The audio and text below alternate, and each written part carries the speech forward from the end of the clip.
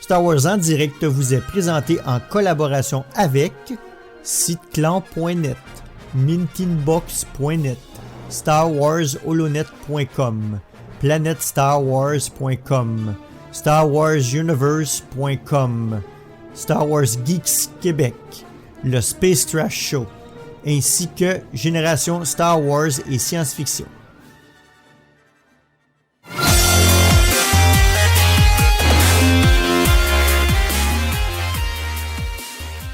Bienvenue à Star Wars en direct, la voix du fandom Star Wars pour cette édition series qui sera consacrée au deuxième épisode de The Mandalorian dont le titre est L'Enfant. Alors, je suis Tom et aujourd'hui je suis accompagné de deux comparses FR, à savoir Céline et Sylvain. Et avant de lancer quoi que ce soit, nous allons partir dans notre petit What's Up. Donc du coup on va commencer par Sylvain. J'ai cru comprendre que tu avais acheté un Sith Trooper, Sylvain. Ouais, grâce à toi, il y a quelques heures, mais c'est surtout, donc je te remercie, et puis je remercie aussi Malgus qui m'a envoyé un Commander Fox Black Series, direct du Canada, et puis aussi j'ai réussi à récupérer Fallen Order. D'accord. Et t'as pu y jouer du coup? Pour en faire le test. Ah oui, j'ai pas arrêté là. Et je crois d'ailleurs que tu as lancé un Star Wars Direct Express là-dessus. Ouais, pour présenter à nos auditeurs un atelier découverte de un peu moins d'une heure du jeu. Bon, ça fait envie en tout cas. Un petit avis, plus, moins sur le jeu. Pour le moment, j'aime beaucoup. Après, il n'est pas exempt de défauts qu'on voit pas forcément dans le live, enfin dans l'enregistrement que j'ai fait. Il y a, tu vois, de temps en temps, il y a des textures qui apparaissent un peu en retard, il y a quelques petits soucis de gameplay, mais là c'est plus un jeu à histoire, quoi. Ah oui, c'est un jeu totalement à histoire. C'est tu suis la quête un peu simpliste quand même, hein, un truc qu'on a déjà vu encore plein de fois. Mais tu retrouves des personnages, tu retrouves Saw Gerrera, tu retrouves les Inquisiteurs, tu retrouves plein de monde. Ouais, et tu retrouves, et moi un truc qui me fait plaisir, tu retrouves les voix des personnages. Tu as un holocron d'Obi-Wan, eh bien c'est la voix VF qu'on entend. Tu as aussi des passages où tu entends des clone troopers, et donc c'est la voix du doubleur qui fait les clones, et donc Boba et Django, tout ça. Donc moi je trouve que c'est très plaisant. Cool. Céline, ton What's Up? Mandalo. Non, la dernière émission qu'on a fait avec Sylvain et Jérémy, c'était sur la dernière bande-annonce du Mandalorian, qui en fait s'est avérée être pas la dernière puisqu'ils ont ressorti encore d'autres spots derrière, mais et puis sinon voir le premier épisode, le deuxième épisode, et écouter notre équipe Québec sur le premier épisode avec les bonnes théories. Je pense qu'on va en reparler. C'était top. D'accord. Alors, moi, me concernant mon WhatsApp, du coup, la semaine dernière, j'ai acheté la Black Series Mandalorian. Et pour la petite anecdote, c'est ça qui était marrant, on est passé en caisse. Et la vendeuse m'a demandé si je voulais un paquet cadeau. Et là, ma fille a sorti en levant les yeux, non, c'est pour lui. Et la vendeuse a éclaté de rire, quoi. Donc, c'était encore un grand moment, quoi.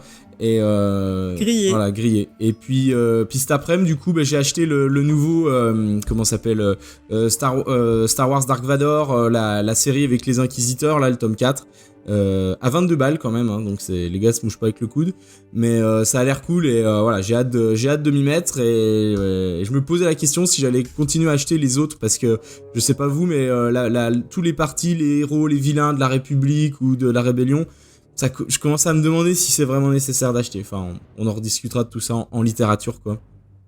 Donc voilà pour le WhatsApp. Et un autre truc qui a rien à voir, c'est Watchmen. C'était génial, mais depuis que Mandalorian est arrivé, pouf, j'ai pas regardé l'épisode. Stop, on va encore nous reprocher de faire des WhatsApp de 45 minutes. Alors du coup j'avais fini. La politique spoiler, du coup on va y passer, puisque maintenant nous allons passer en hyperespace. Tout ce qui est disponible par des canaux officiels n'est pas considéré comme un spoiler, donc à savoir le contenu de l'épisode précédent sera forcément du coup considéré comme un non-spoiler. Et pour l'épisode courant, on aura une partie sans spoiler au départ, puis à un moment on parlera de la partie spoiler, sachant que la partie spoiler sera évidemment beaucoup plus développée. On peut en profiter, donc on a parlé de nos émissions récentes, donc on a eu le Star Wars en direct express, donc avec une vidéo de Sylvain sur Fallen Order, donc le nouveau jeu qui vient de sortir sur PlayStation 4, donc bon, il vous a fait un petit teasing en vous disant que c'était plutôt sympa, et on avait le Star Wars Direct Series numéro 4, saison 1, épisode 1. On en profite pour préciser que si vous voulez joindre notre communauté de fans, vous pouvez, notre communauté de fans donc et d'auditeurs, ainsi que pour participer à nos enregistrements live, vous pouvez nous rejoindre sur le serveur Discord, et puis montrez vos couleurs, dirigez-vous sur la boutique de Star Wars en direct pour vous procurer tous les produits dérivés. Alors là déjà sur le studio de Star Wars en direct, bon, on a beaucoup de membres de l'équipe.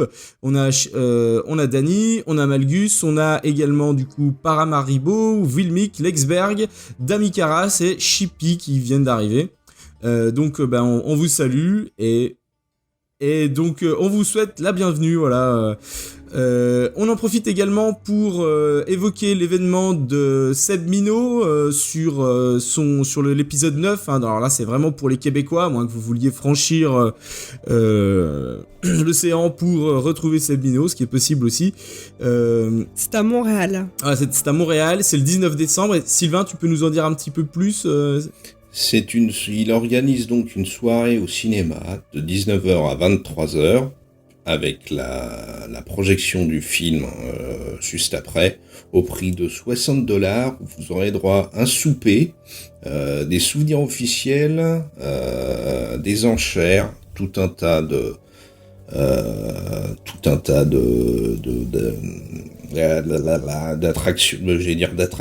d'événements qu'il organise comme depuis quelques années.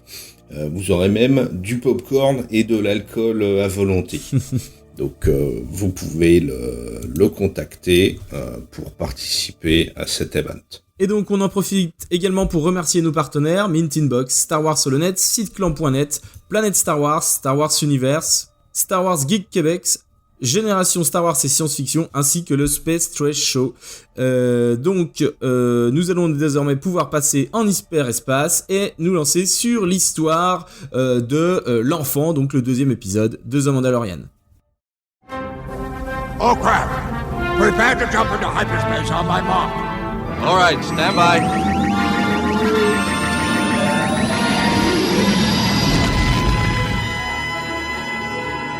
Et pour commencer, nous attaquons un bref résumé avec Céline.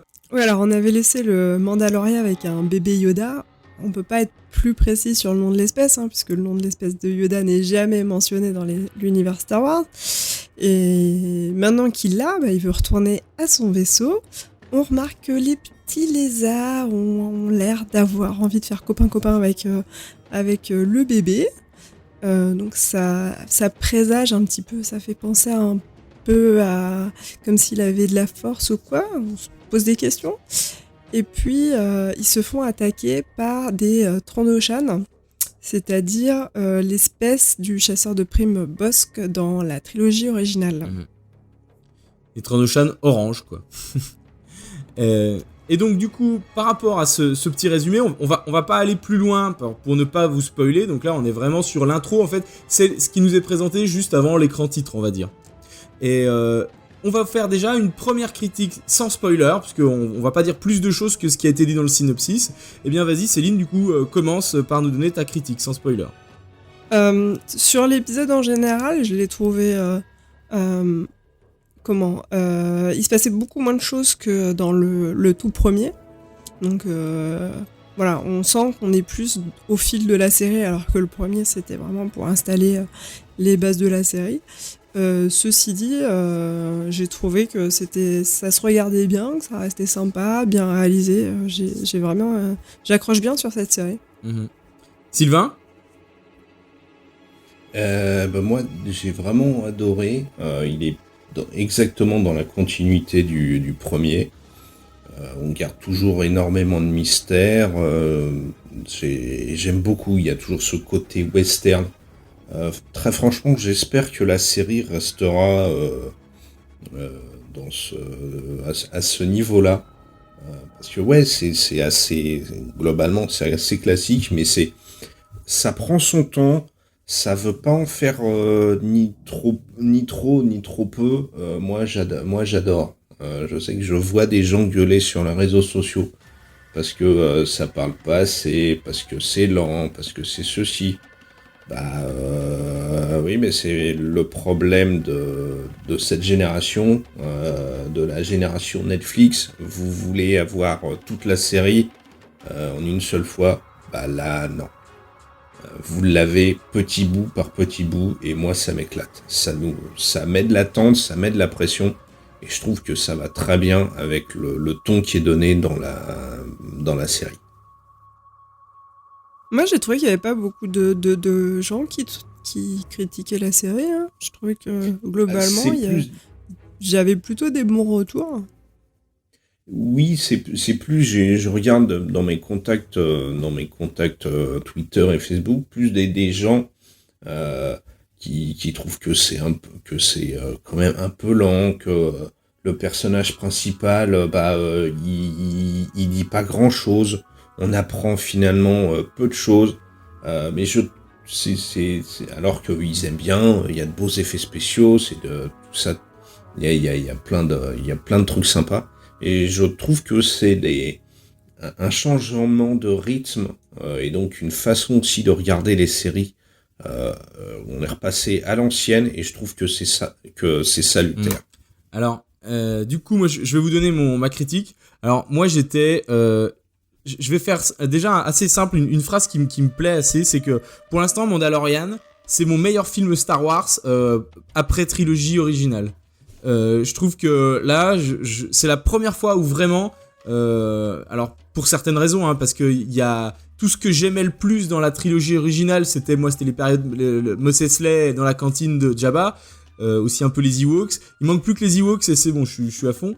Mais pour être plus sérieux, non, je trouve que le premier épisode, je m'étais dit, waouh, les mecs, ils en voient tellement, que je me suis dit, ils vont tout mettre dans le pilote, et puis après, ça va être du huis clos, les mecs, ils vont discuter, il va rien se passer, j'entendais, en termes d'action. Or là, pour l'instant, on reste dans du contemplatif, hein, finalement, puisqu'il se passe pas beaucoup de choses. Certes, ça prend son temps, mais je trouve que ça nous permet vraiment de nous arrêter sur tous les détails de l'univers. Et on est vraiment contemplatif sur l'ensemble de cet univers qui nous est présenté et qui est hyper, hyper riche et immersif. Et c'est là que le nombre de détails rend vraiment le truc vraiment hyper immersif, et moi c'est vraiment ça que j'ai adoré, et je trouve que cette lenteur elle va très bien. Et pour aller dans le sens de ce que tu disais, Sylvain, et je pense que je dois commencer à me radicaliser moi sur Star Wars, parce que j'ai vu des critiques, pour le coup pas que des internautes, des critiques, c'est des gars qui faisaient des vidéos là-dessus, ou même j'ai vu, je crois que c'était sur les Arocs, une critique où les mecs disaient ouais, il y a aucune expression, oui forcément le mec pour l'instant n'enlève pas son casque. Le mec a un casque, donc si vous voulez voir son regard, c'est mal barré. Et donc les mecs disaient que justement c'était froid, que c'était sans âme, parce que le gars avait pas de casque. Avait pas de tête. Donc on voyait que le casque, et que les personnages étaient inexpressifs. Or, je trouve que en fait, c'est même mieux pour l'instant de pas avoir le casque. Déjà, il y a une bonne raison d'un point de vue scénaristique, c'est que les Mandaloriens, on voit quasiment jamais leur casque, hein, sans leur casque. Non, leur tête. Leur tête, oui, voilà, je confonds casque et tête, tu vois, c'est compliqué pour moi. Et en fait, moi je trouve que c'est hyper intéressant, parce que tu te demandes la tronche qu'il a dessous et qu'est-ce qu'il ressent. Et je trouve que c'est encore mieux de pas savoir vraiment ce qu'il ressent, parce que tu essayes de cerner un peu le personnage pour l'instant, et c'est ça qui est intéressant. Là, tu vois, bizarrement, je suis pas d'accord avec toi, mais pas sur tout ce que tu viens de dire, juste sur on sait pas ce qu'il ressent. Et justement, je trouve que on sait ce qu'il ressent. On en discutera un peu plus dans la partie spoiler, mais ça se sent au ton de sa voix, à sa gestuelle. Le fait qu'on ne voit pas son visage fait qu'on voit pas, d'accord, ses yeux, les expressions de son visage. Et donc, tout passe par les attitudes qu'il a, sa gestuelle, ses mimiques,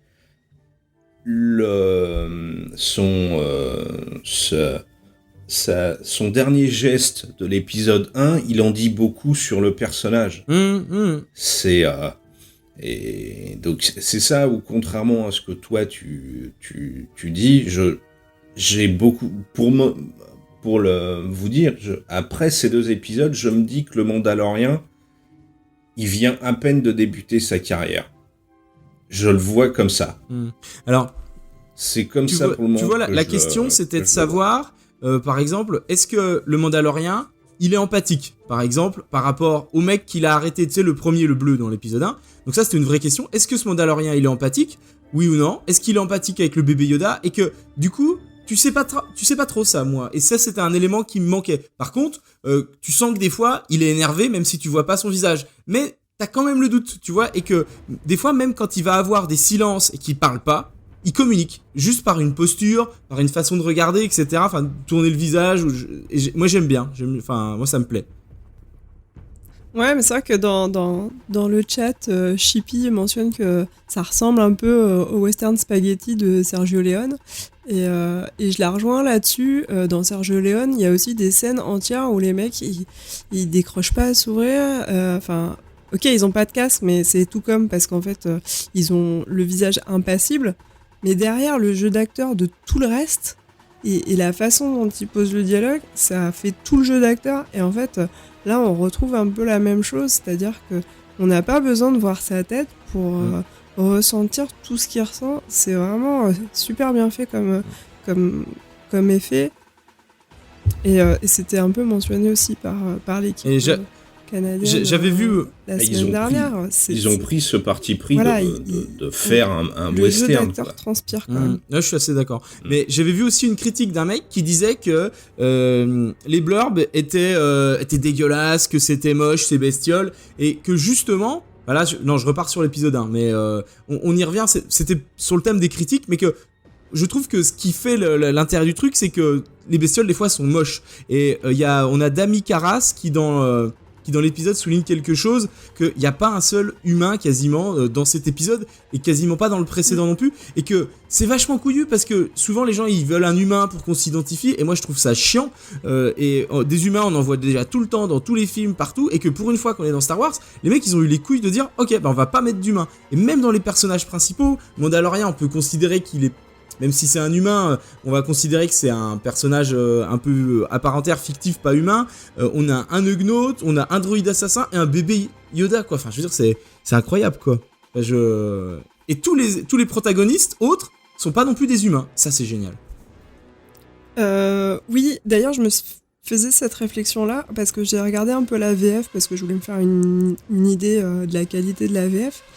Et tout à coup, je me suis rendu compte que j'avais du mal à me rendre compte si la VF collait bien au mouvement de bouche, parce que en fait, entre ceux qui sont casqués et ceux qui sont tellement extraterrisés que en fait les mouvements de bouche sont pas vraiment, c'est un peu difficile à dire, quoi. Pour le Mandalorien, les mouvements de bouche, on est tranquille. Et oui, j'ai eu le même truc que toi. J'ai eu le même ressenti que toi sur la VF. Je l'ai aussi maté en VF pour voir. Alors déjà, ils font pas la même distorsion de voix que en VO ou en VF pour Mandalorian, ce que je trouve dommage. Et pareil, le Ugnaught, c'est pas qu'il y a pas de synchro labial, c'est qu'il y a carrément des moments où tu l'entends parler et tu vois que le masque ou la créature numérique, je sais pas ce que c'est en fait, parce que ça m'étonnerait que ce soit réellement Nick Nolte qu'ils aient foutu à genoux sous 2 tonnes de maquillage. Ça parle, t'entends une voix mais la bouche ne parle pas, et ça fait en VF ça fait beaucoup plus bizarre que en VO. Et oui, Chippy, qui a priori est donc un gars, c'est bien la voix du doubleur officiel de Nick Nolte qu'on connaît en France. Donc Jacques Frantz apparemment. Et moi je trouve que la VF est quand même de qualité. Enfin moi elle me plaît, quoi. Donc après, sauf sur peut-être dans le premier épisode, le personnage bleu, là la voix était un peu moins bien, quoi. Est-ce que vous voulez rajouter quelque chose dans votre avis général de cet épisode en non-spoilers ? Alors moi, c'est pas sur la vie générale, sur ce que je vois ce que je vois des 2 premiers épisodes. Plus ça va et plus je me dis qu'en fait, on n'est pas face à une série, mais face à un film de 3-4 heures qu'on a découpé en petits bouts.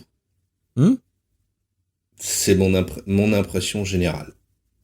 Je suis pas totalement d'accord parce qu'on voit quand même qu'il y a un début et une fin à chaque épisode. Il y a un grand fil conducteur, mais en fait, c'est vrai qu'on a quand même une fin à chaque épisode. C'est-à-dire que on finit sur ouais, il y a quand même des paliers, quoi, en fait. Bah oui, mais si tu prends sur la façon dont Lucas découpait les films, tu peux avoir des films en paliers aussi. À la place des génériques de début et de fin des épisodes, tu mets un écran, tu mets un fondu enchaîné noir. Moi, c'est le ressenti. C'est vraiment le ressenti que. Ouais. Alors. Du coup, oui et non, quoi. Enfin, c'est vrai que... oui, dans la durée, parce que finalement, mis bout à bout, chaque fois, on nous enlève 8 minutes. Hein. Vous imaginez le dernier épisode, ça se trouve, il va faire 20, quoi. Mais c'est bien pour... Tu vois, c'est bien pour ça que je dis ça. Il y a assez peu de logique, si ce n'est de découper en plusieurs parties ou en plusieurs actes une grande histoire. Ça n'a pas de logique de faire un premier épisode de 40 minutes, le second de 30. Qui te dit que le prochain épisode, il va pas faire 1h30 ? Peut-être, c'est vrai. C'est ça le truc. Surtout que là, on est quasi... C'est pour ça que moi, le coup de l'épisode pilote, pour moi, ça ne marche pas dedans. Ça ne marche pas pour le moment. Pour moi, l'épisode pilote, ce sera la saison 1, en fait.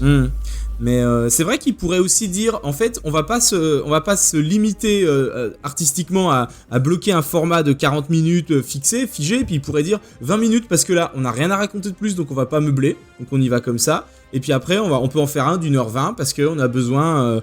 et là, ce serait à ce moment-là pas plus mal, quoi. D'autant plus qu'ils ont pas de cases à cocher. Et que en plus, du coup, je me disais aussi ça, tant qu'à foutre 15 millions par épisode, autant concentrer, en faire un plus court, mais... mieux, quoi, en qualité, quoi. Alors là, clairement, c'est un peu ce qui a été choisi. Enfin, les épisodes sont pas très longs, mais quand même, ils sont hyper qualitatifs. Ah bah là, c'est hallucinant. Moi, tout le long, alors, je sais plus, un de vous deux a dit qu'il avait préféré le premier. Moi, j'ai carrément préféré le deuxième, en fait. Où vraiment tout le long, je me levais, je dis non, mais c'est incroyable. Et j'ai passé tout le long du film, de l'épisode, à dire non, c'est incroyable. Enfin, j'étais vraiment, mais j'en revenais pas, quoi. Et là, je suis très content de pouvoir le dire là, parce que vraiment, c'est vraiment très très cool, quoi. Et justement, on en revient à ce que je vous disais tout à l'heure, que quand j'ai vu des gens critiquer ça, je commençais à être énervé. Et je me disais, putain, mais les mecs, je me dis là, c'est que je dois filer un mauvais coton, quoi, tu vois. Je pense, je dois me radicaliser un peu, quoi. Donc, bon, allez, passons à la suite. On passe à la suite. On se lance du coup, on va passer en partie spoiler, donc on vous prévient quand même. Et c'est Sylvain qui va nous faire le résumé de la première partie. Donc la première partie, qui se déroule instantanément après la fin de l'épisode, du premier épisode. On retrouve Mando qui ramène bébé Gremlins à son vaisseau pour aller le vendre. Et ils sont pistés par des petits lézards dans un enchevêtrement de roches. On voyait on l'a vu dans les photos promo. Contrairement à Céline, moi cette partie-là, c'est les bébés lézards qui se ramènent autour de bébés Gremlins. Moi, ça m'a fait penser aux tout petits dinosaures qu'on voit dans Jurassic Park 2. Ah oui. Moi, j'ai pensé à ce moment-là qu'ils allaient essayer de le bouffer. Et donc, quelques minutes après, Mando et bébé Gremlin sont attaqués par plusieurs Trandoshan, où on voit Mando leur mettre des mandales, et faire aussi utilisation de son arme, une autre utilisation. On avait vu la version pic à bœuf, et là on voit le fusil qui se recharge un peu a priori comme une Winchester et qui tire des cartouches désintégrantes. Et ça, c'était génial. Dans la baston, Pedro Pascal, là, il est blessé. Et donc, on a une petite séquence où on le voit se soigner avec un espèce de taser et réparer son armure qui a quand même vachement morflé.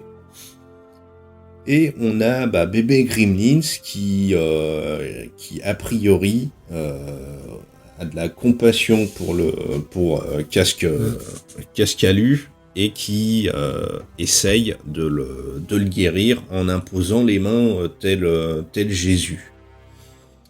Ça plaît pas trop à Mondo qui voudrait bien qu'on lui foute la paix et qui refout bébé Gremlins dans son œuf avant de l'enfermer. Voilà. Fin de la partie 1. Céline, tu veux attaquer ? Oui, alors moi dès le début j'ai bien aimé la réalisation sur cette scène, puisqu'on Mandalorian entend un petit peu du son, et puis quand il se retourne, on voit les 32 chiens qui passent par-dessus le canyon dans le reflet de son casque, et j'ai trouvé ça magnifique comme séquence. Ensuite, le coup de la désintégration, ça fait prendre tout son sens à la phrase de Dark Vador. Pas de désintégration, on comprend que ça arrive parmi les chasseurs de primes, en effet. Et puis, on voit que les 32 chats ont des balises de la guilde, donc voilà, ça veut dire qu'on a quand même une bonne partie des chasseurs de primes qui sont encore sur le coup, donc potentiellement tout le long de la saison il va peut-être avoir des gens sur son dos. Donc on voit qu'il y a des choses qui sont installées pour la suite. Ensuite par contre la façon dont il guérit ses blessures à coups d'arc électrique, je trouve que bon, comme d'habitude la médecine dans Star Wars ça a l'air un peu bizarre. Voilà, bon, comme la façon dont ils accouchent, c'est toujours un peu bizarre. Voilà. Peut-être qu'ils cautérisent ? Ouais, sûrement. C'est vrai que d'habitude, mais avec les coups de sabre laser, ça cautérise tout seul, donc c'est pratique. Mais c'est vrai, comme tu le dis, Céline, j'ai pas autant la partie baston et même la partie désintégration. Je trouve qu'en plus, la désintégration est très bien faite. C'est violent sans être violent. C'est pas Dr Manhattan qui pulvérise Rorschach ou s'en fout partout.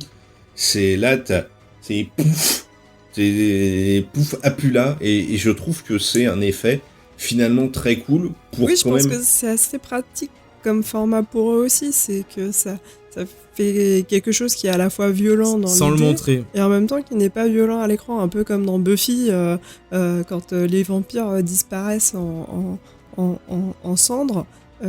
Voilà, ça te permet d'avoir le double ciblage, tu vois. Du coup, moi, ma façon de voir le truc, ça a été ça qui est très intéressant, c'est-à-dire que t'as vraiment les deux cibles. T'as la cible vraiment pour les adultes. On va vous montrer un truc un peu plus dark, parce que l'ambiance, elle est quand même assez dark dans le Mandalorian, tant dans le 1 que dans le 2. Quand le Quarren, il se fait couper en deux et qu'on voit les jambes qui tombent, tout le monde a compris ce qui s'était passé. Moi, je sais que les gamins, quand ils étaient devant, alors ma fille a fait « Ah, dégueulasse !» et mon fils a fait « Ouais, trop bien, c'est marrant, il a perdu ses jambes. » Et donc, du coup, il y en a vraiment pour tous les goûts, mais n'empêche qu'on l'a pas montré. Donc, ça veut dire... Et là, la désintégration, c'est pareil, donc ça va dans le sens, c'est-à-dire que même pour les gamins, ça peut passer, en fait. Et donc, du coup, ils voient de la violence, mais sans que ce soit trop crado aussi. Et... moi, le truc que je voulais vraiment développer là-dessus, alors il y a Chippy qui dit aussi que c'est la première fois qu'on voit un Jedi soigneur dans un film, et c'est vrai que je me suis fait la remarque. Moi, je les avais pas en tête dans les jeux vidéo, je les avais surtout en tête dans les romans, avec Luminara et Barry Sophie, qui étaient vraiment les Jedi soigneurs par défaut. C'est des choses qu'on n'a encore jamais vues dans les films, et là, on sent que c'est ce qu'il allait faire, clairement. Et donc je trouve que là l'idée elle est bonne, ça veut dire que on va rajouter des nouveaux pouvoirs, mais pas des pouvoirs too much voilà qui vont nous saouler à la Starkiller, quoi. Donc ça c'est plutôt bien. Et alors, moi, il y a un gros truc que j'ai vu, moi je l'ai regardé du coup avec les enfants, le So Cute de Yoda, tout le long, on l'a eu quoi. Dès que tu vois bébé Yoda, j'adore l'animation, les mecs, ils sont bons quoi. C'est le chapeauté à côté, il peut retourner se coucher, hein. C'est une poupée, c'est une animatronique ou c'est une image de synthèse? J'arrive pas à le savoir en fait. D'une image, ça me dit putain, elle est super bien chiadée. L'image de synthèse, et de l'autre, tu dis Mais quand il bouffe la grenouille. Et oui, comme dit Lexberg, j'adore comment il bouffe la grenouille. La grenouille est quasiment 2 fois plus grosse que lui, et l'autre, mais te même bouffe quand il ça. bouffe la grenouille toute crue, c'est so excellent. cute quoi. Les enfants ils ont pas dit ah dégueulasse, ils ont dit oh alors que c'est dégueulasse, le mec vient de bouffer une grenouille devant toi quoi, il est immonde quoi. Mais non, ça passe quoi. Ah non, moi ça m'a choqué, surtout qu'il était en train de jouer avec et je trouvais ça trop cute. Et là, il le mange. En plus, le rototo dégoûtant, je trouve que c'est vraiment le truc de trop quoi. C'est genre, je te mets un trait d'humour, mais en fait, c'est pas drôle. Il y a Dami Karas qui dit il est français quoi. Donc ouais, c'est vrai que nous on le fait de temps en temps. Un autre élément qui était moi sur l'animation, je trouve que c'est vachement bien ce Yoda parce que ils arrivent aussi à lui donner des expressions pour le coup, et que la manière dont il regarde, même avec les oreilles, je sais pas si vous avez vu, un peu comme les chiens, quand il a peur ou qu'il est triste, c'est les oreilles qui se baissent en fait. Et il y a énormément d'éléments qui jouent et qui fait qu'en fait le bébé Yoda il est expressif en fait. Et ça j'ai trouvé cool aussi. Mais tu sais que la semaine dernière, la Team Québec disait qu'il y avait une théorie selon laquelle en réincarnation, Yoda qui ensuite retourne dans le passé avec ce qu'on a vu dans Rebels. On a vu qu'il y avait des passages entre les mondes, y compris vers le passé. Et en fait, avoir cette théorie en tête en regardant le 2e épisode, mais je me suis dit, mais en fait c'est trop possible parce que la façon dont il l'anime, mais c'est le jeu d'acteur de Yoda sur certains trucs, sur les petits mouvements de lèvres là et tout. Et franchement, je me pose même la question. sur le côté un peu troll de Yoda qu'on voit avec Luke. Moi, le coup de bouffer la grenouille, je crois qu'il fait chier Mando plusieurs fois. Justement, je crois quand il se soigne, il revient à la charge plusieurs fois. Ce petit côté troll, alors soit c'est une caractéristique de l'espèce, soit c'est Yoda. Par contre, le coup des théories de retour et de voyage dans le temps, je sais que ça a été intégré dans Rebels, mais ouais, je vais vous dire, pourquoi moi j'y crois pas trop. En fait, on a fait le calcul, mais en fait, s'il a 50 ans, ça voudrait dire qu'en fait, le machin, il est né en fait une bonne quinzaine d'années avant l'épisode 1. Or, ça peut pas être une réincarnation de Yoda à ce moment-là, quoi. Du coup, techniquement, ça coince. Enfin, alors à moi, après. Ah oui, parce qu'il est déjà vivant. Il est déjà là. Donc, il peut pas trop se réincarner. Par contre, moi, il y a un truc que je m'étais dit, à la rigueur, est-ce que ça pourrait être un héritier ? En plus, à l'époque, au Conseil Jedi, il y avait Yaddle, quoi. Donc, on peut toujours se poser la question. C'est son fils ? Oh putain, Yaddle et Yoda, ils ont fait des trucs chelous dans la chambre du conseil, et c'est le fils de Yoda, bordel. Exactement, et elle est partie du Conseil Jedi, ça se trouve, elle était en congé mat, tu vois, Ah, mais je parlais pas de réincarnation, attention, je parlais bien d'un voyage dans le temps. Donc bébé Yoda, il fait sa vie pendant 800 ans, là, et puis après, hop, il revient en arrière. Ou il fait sa vie pendant 150 ans, si vous préférez. Ouais, mais même là, il prend un portail et il change de temporalité. Il revient 800 ans avant et puis il refait tout. Ouais, mais dans ces cas-là, vu ce qu'il avait... Ça me paraît très bizarre parce que... vu ce qu'il a vécu, l'ordre 66, machin, pourquoi il profiterait pas de ce voyage dans le temps pour dégager Palpatine avant ou échanger l'ordre des choses avant que ça arrive. Sauf s'il sait que ça doit se passer comme ça. Oui, mais s'il sait que ça doit se passer comme ça parce que ça doit se passer comme ça, à quoi ça sert qu'il revienne dans le temps ? Dans l'absolu, ce serait possible en fait, puisque on voit comment ils partent un peu tous en vrille des fois sur les idées, donc dans l'absolu, ce serait possible. Après, moi, ce qui me gênerait, et à mon avis, ils vont se faire tacler s'ils font ça, parce que les mecs vont leur dire, c'est vraiment trop fan service, c'est-à-dire vous recyclez les anciens trucs. Et je me rappelle qu'à l'époque, tu sais, quand on avait parlé la saga, tu sais, le clone de l'empereur là. Et en fait les gens critiquaient ça en se disant ouais trop facile d'un point de vue scénaristique de toujours réutiliser les mêmes persos, et que à mon sens mettre un lien ce serait bien, mais remettre le même personnage de Yoda, peut-être too much quoi. Mais même, je suis assez d'accord avec ce que dit Malgus. Les théories, on se complique un peu trop souvent la vie sur les théories, les théories à la mort moelleux qu'on peut avancer. Pour moi, ce que je vois, le truc logique, c'est un représentant de l'espèce, de la même espèce que Yoda, une espèce mystérieuse, et potentiellement le ch'ti de grenouille, là, le Gremlins, il est aussi sensible à la force. Donc le reste de l'Empire veut s'en servir. S'ils veulent le cloner, s'ils veulent en faire un taré psychopathe adorateur du côté obscur, j'en sais rien, mais pour moi, même si ça ressemble à Yoda, ça a la couleur de Yoda, ça a l'odeur de Yoda, c'est juste un représentant de son espèce. C'est un peu le Coca-Cola Zéro de Yoda, quoi, c'est ça ? Voilà. Et du coup, un autre truc aussi qui a été dit par, je crois que c'est Favreau qui est intervenu, ou Filoni, il me semble que c'était Favreau, qui a dit que ce fameux personnage de Yoda, il a fait un commentaire et il a dit qu'en fait ça allait devenir un perso très important pour l'avenir de la saga Star Wars. Ça sous-entend déjà que ce personnage a priori devrait pas mourir, mais non seulement c'est qu'il va peut-être être important, peut-être qu'on le pourrait voir dans l'épisode 9 ou peut-être dans d'autres projets à venir. Non, alors là, oublie... non, franchement, oublie les trucs sur l'épisode 9. Il faudrait que le story group il fasse son job. Il ne l'a jamais fait, donc c'est pas la peine. On va pas voir un nouveau Yoda. Je suis persuadé qu'on va pas voir un nouveau Yoda. Ah, mais par contre, ce qui est vrai, c'est que ça m'étonnerait qu'il nous démonte la tronche d'un bébé. Oui, voilà, que justement, t'as le tiraillement de Mandalo, parce que on sait tous bien que là, il est un peu enquiquiné, Mandalo. Parce que à 50 ans ou pas 50 ans, c'est un bébé. Et je suis à peu près sûr que ça va mal se passer, la suite. Donc il va pas le livrer, il va pas le dézinguer, il va pas. Donc voilà, ils vont pas. C'est sûr que si ça se transforme en comédie familiale, ça va être moins excitant pour nous, quoi. Voilà.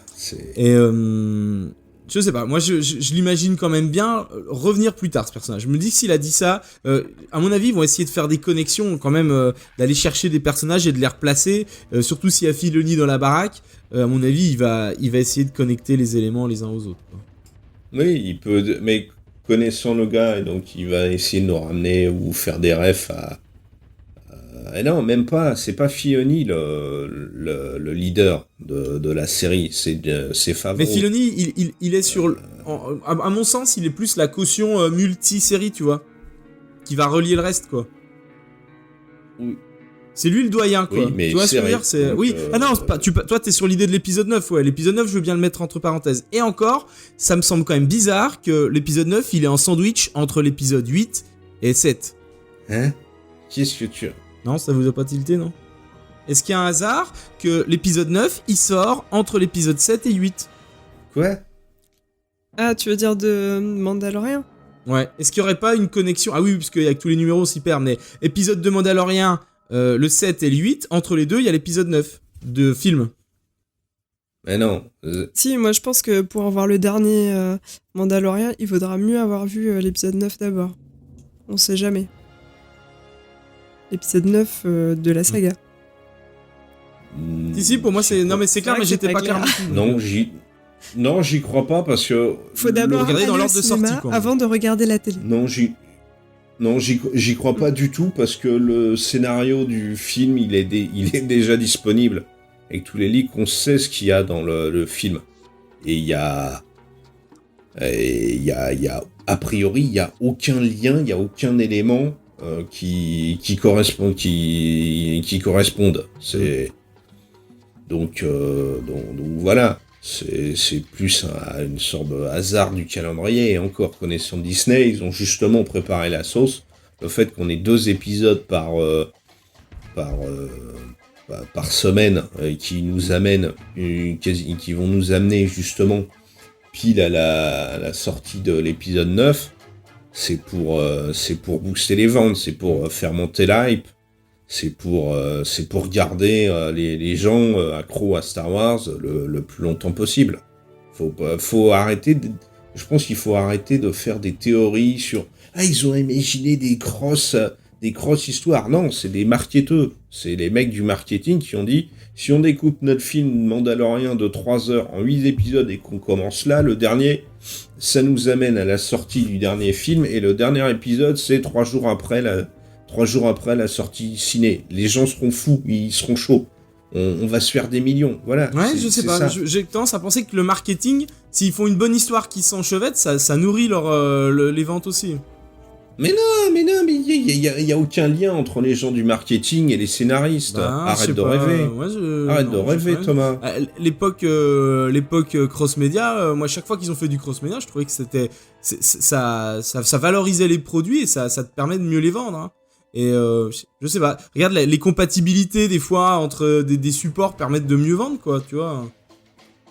Ah oui, c'est ce que je te dis. Ils ont découpé, ils ont caler les épisodes de la série pour nous amener tout doucement, tranquillement à l'épisode 7. Il est là ton truc cross-média. De toute façon, on le verra que le moment venu, mais moi, en tout cas, c'est un truc qui me plairait.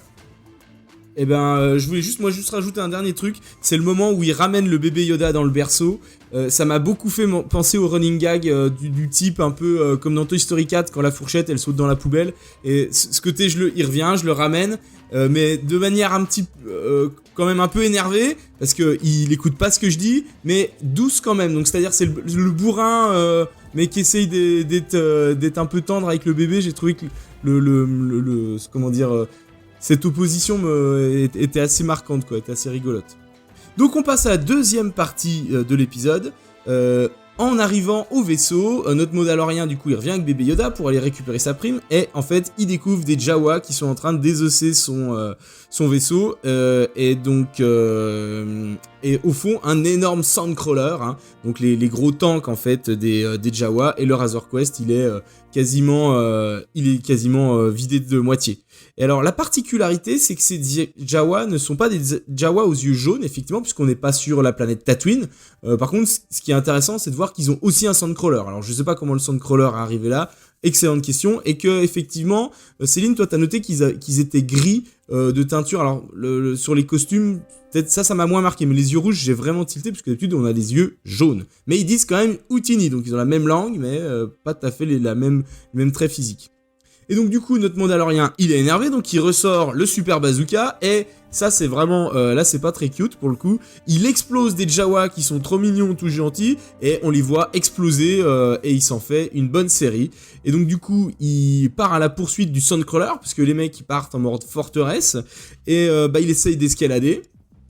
Et là, ça m'a fait penser justement à type assaut d'un château où les mecs te balançaient de l'huile bouillante, sauf que là, ils lui balancent des morceaux de vaisseau. Et il arrive tant bien que mal à prendre le pas et à monter en haut devant les Jawa. Et je sais pas vous, mais moi, tout le long, je me disais ah putain, j'espère qu'il va quand même se faire latter, mais pas trop connement quoi. Et en fait, à un moment, il se retrouve avec 20 Jawa et effectivement, ils le font tomber. Et voilà, donc là, gagné pour les Jawa. Et il finit du coup assommé au milieu du désert. Et bébé Yoda le suit avec son landau télécommandé. Et ça c'est marrant, quoi. Et une fois réveillé, donc notre Mandalorien, il regarde son vaisseau et puis il se dit qu'il est mal barré, quoi. Et c'est assez marrant. À un moment d'ailleurs, il démarre le vaisseau et ça fait ça fait une espèce de fumée dégueulasse. Et on voit pas sa tête. Mais on sent le mec juste énervé qui est sur le point d'exploser, quoi. Et ça, j'ai trouvé que même sans voir le casque, pour répondre à la critique qui avait été faite, c'était intéressant. Donc voilà pour le petit résumé. Je vous laisse y aller. Qui veut commencer ? Vas-y, Sylvain. Moi j'ai bien aimé cette séquence-là, surtout le shoot sur Jawa. Je déteste ces saloperies et ça m'a fait un grand bien. Après on voit aussi le truc, on voit que bébé Gremlins, lui, il est peiné de voir son ami, son nouveau copain flinguer des Jawa. Alors, après, c'est vrai que j'ai trouvé la séquence bien faite et même la poursuite où il s'accroche au Sandcrawler et même où il se prend des limites. J'attendais qu'il y en ait un qui sorte une cuvette de chiottes par la fenêtre et lui en balance une. Alors, il y a juste... Ça aurait été énorme. Ah ouais, il y a juste un truc dans cette séquence-là que je trouve assez bizarre. J'ai l'impression que y a un problème d'échelle sur le Sandcrawler. Entre qu'on le voit de loin, qu'on le voit dessus, qu'on le voit sur le côté, t'as l'impression que c'est qu'ils ont pas bien fait la mise à l'échelle. Et des fois, t'as l'impression que le truc il est énorme, et d'autres que le truc il est tout petit. Surtout avec une scène, moi qui m'a fait dire ça, pas dans cette partie-là, mais vers la fin, où Mando est à l'intérieur, on va vous spoiler, est à l'intérieur du Sandcrawler, dans le poste de pilotage, et je me dis, il y a un truc qui cloche. Le truc est fait pour une taille Jawa, mais lui est à l'intérieur, et en voyant quand il est sur le côté, j'ai l'impression que le Sandcrawler, d'une image à l'autre, il a pas la même taille. Et c'est ça dans cette séquence-là que j'ai trouvé bizarre. Et dernier point, tu sens quand même, non pas qu'il est énervé, Mandalo, quand il est dans le Razor Crest en mode dépouillé. Moi, par contre, je trouve que là, il est pas énervé, il est juste blasé, peiné. Peiné, toi. Moi, j'aurais vu. Peiné parce que le Razor, ça a l'air d'être son seul bien, et ça, avec toute sa galerie d'armes, son seul bien, et surtout son chez-soi. Et là, il a plus rien, ça doit être... je serais pas étonné qu'on me dise que au final, le Razor, c'est celui-là, ce modèle, c'était celui de ses parents, quoi, tu vois. Et d'où le fait que il y tienne à retrouver les pièces de son vaisseau. Ouais, c'est vrai qu'on dirait qu'il y a une dimension sentimentale. Voilà, c'est... tu vois qu'il y a de la colère quand il se rend compte qu'il n'y a plus les armes, mais quand il se balade, quand il regarde, quand il touche la carcasse du vaisseau, c'est pas un type en colère, ça. C'est un type qui est peiné. Et au-delà de ça, il disait aussi dans le premier épisode que des fois, quand il allait faire des primes, quand il allait ramener des primes, il avait juste de quoi se payer l'essence. Donc tu sens que c'est le mec qui est aussi un peu fauché, quoi. Donc en gros, tu te dis, ce vaisseau-là, il pourra pas le racheter, quoi. Il pourra pas trouver d'autres moyens de racheter les pièces ou quoi que ce soit. Il est un peu cuit, quoi. Ouais, en plus, s'il est bloqué sur cette planète-là... Ouais, voilà. En plus, il a pas des munitions illimitées, donc après, il sera obligé de finir les Jawa à la main. Bah, ceci dit, EG-11, il a bien dû arriver avec un vaisseau. Oui, il y a... Et les 32 Sean voilà, aussi. il y a forcément des vaisseaux. Le problème, c'est qu'ils sont à 12 jours de marche, dans l'état où il est, avec l'œuf flottant derrière, c'est pas sûr qu'ils s'en sortent. C'est quand même le coin numéro 1 pour tous les bounty hunters qui se font tous démonter, puisqu'on a bien compris que personne n'avait jamais réussi. Donc les Jawa doivent avoir du boulot quand même, parce que des vaisseaux avec des vents montés, il doit y en avoir pas mal. Hein. Mais là, il y a un truc que tu viens de me faire penser, Céline, il y a une incohérence scénaristique à un moment. Mando a trouvé bébé Gremlins parce que il y a un capteur quelque part. Cette espèce de balise, par exemple, puisque a priori les chasseurs de primes se focalisent sur cette balise et foncent. Pourquoi Mando ne l'a pas désactivée ? Parce que j'imagine qu'elle doit être dans le couffin. Donc pourquoi est-ce que il l'a pas lui-même désactivé ? Je trouve ça assez, en y repensant, je trouve ça assez bizarre. Mais je suis pas sûre que ça fonctionne avec une balise, parce que si ça fonctionne sur toutes les cibles de la guilde, je suis je me demande si ça réagit pas à l'identification même, voilà, à la biométrie d'Amiskara, ça dit la biométrie. Oui, je pense que ça réagit plus à la biologie de la cible qu'autre chose. Ouais, Je pense que c'est pas désactivable. ouais, sûrement. Moi, j'avais l'impression que le bébé Yoda, à un moment, c'était lui-même qui pilotait son machin quand il le suivait. Parce que techniquement, c'est peut-être chaud quand même de le faire suivre dans l'attaque du Sandcrawler, quoi. Bah non, on a bien des drones. En quoi ça Non, serait mais chaud dans le sens où il va y avoir une baston, les Jawa vont lui tirer dessus. Si son bébé Yoda il se fait tuer, là il perd un sacré pactole, quoi. Mais non, tu vois qu'il le commande.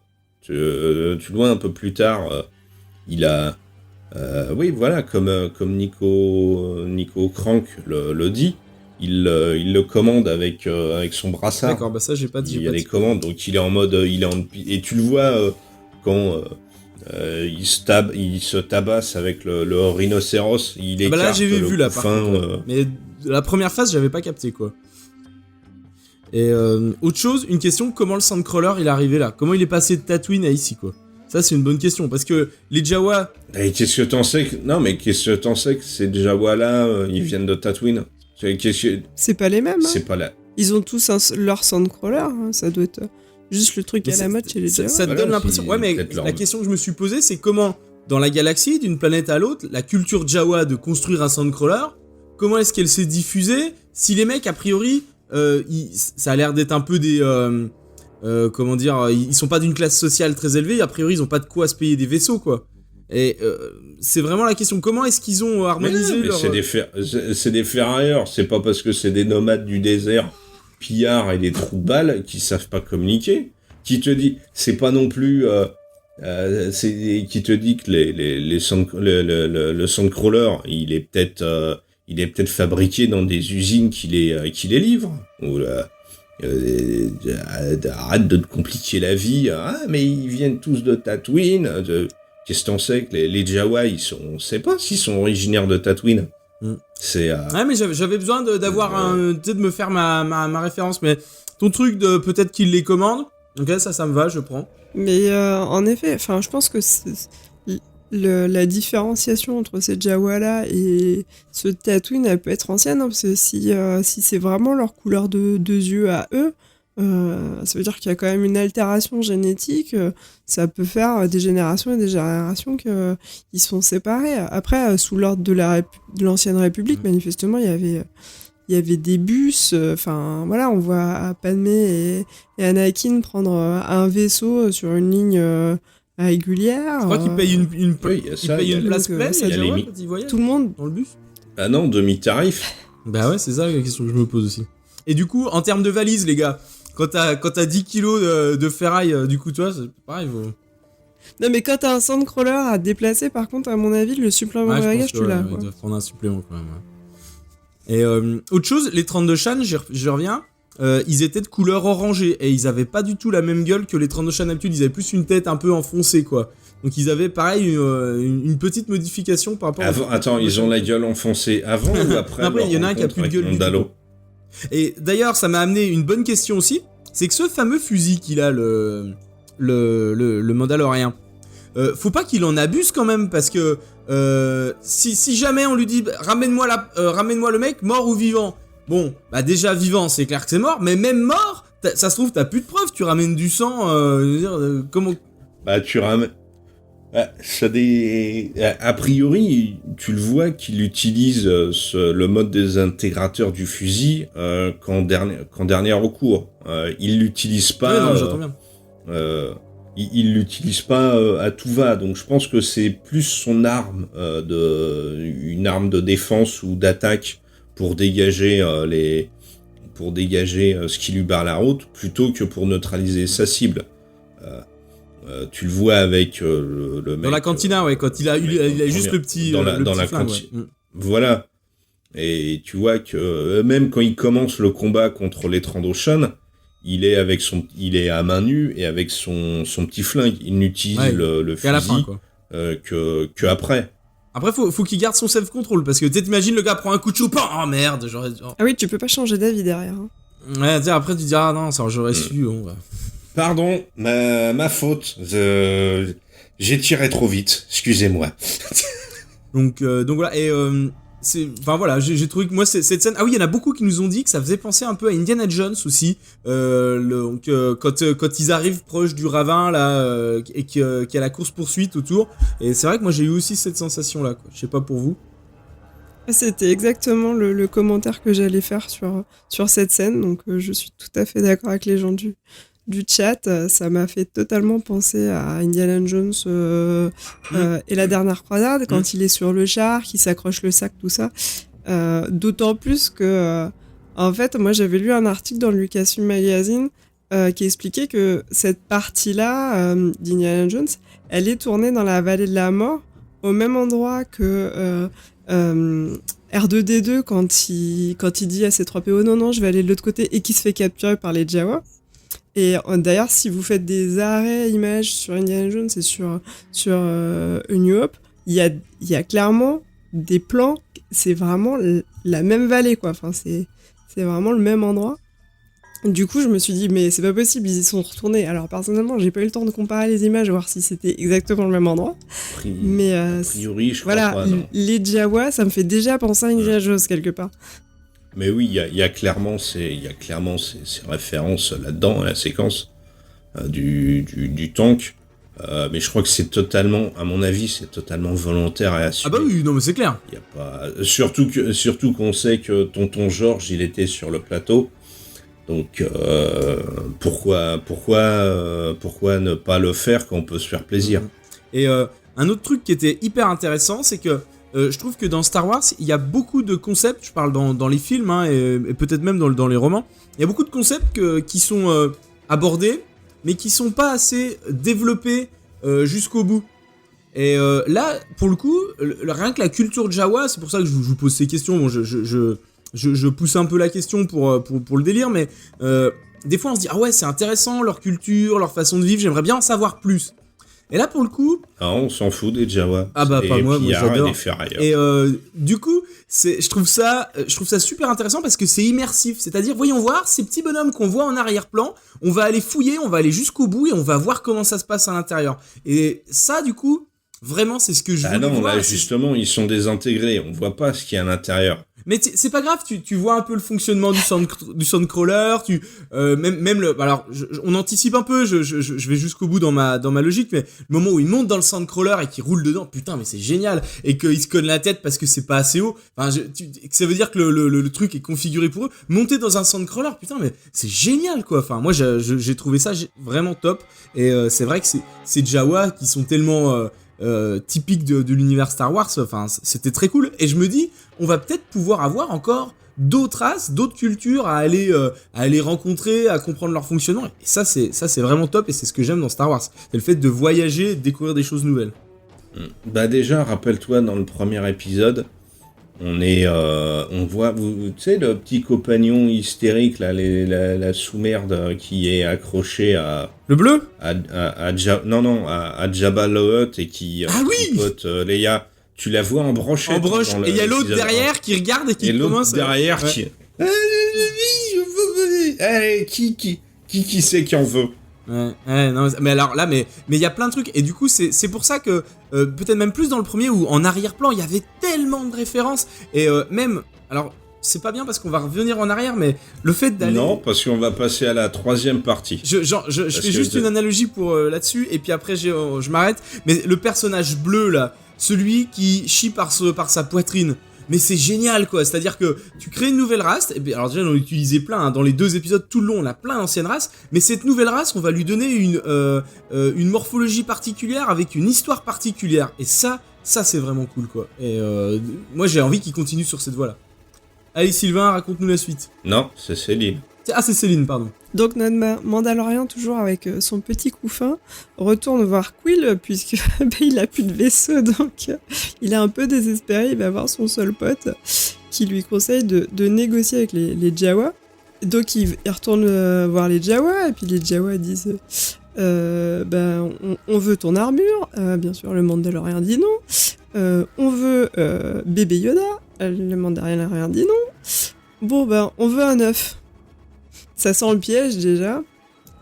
Donc, il doit aller dans un espèce de trou, d'où sort un genre de rhinocéros laineux. Le combat est pas très en faveur du Mandalorien, on va dire. Et puis, il est sauvé in extremis par bébé Yoda qui arrive à utiliser la force. Le Mandalorien massacre la pauvre bête innocente et récupère l'œuf. Bébé Yoda est endormi, manifestement par l'utilisation de la force. Les Jawas se délectent à manger l'œuf et donnent toutes ces pièces de vaisseau au Mandalorien. Donc voilà, c'était ce qui se passait dans cette scène suivante.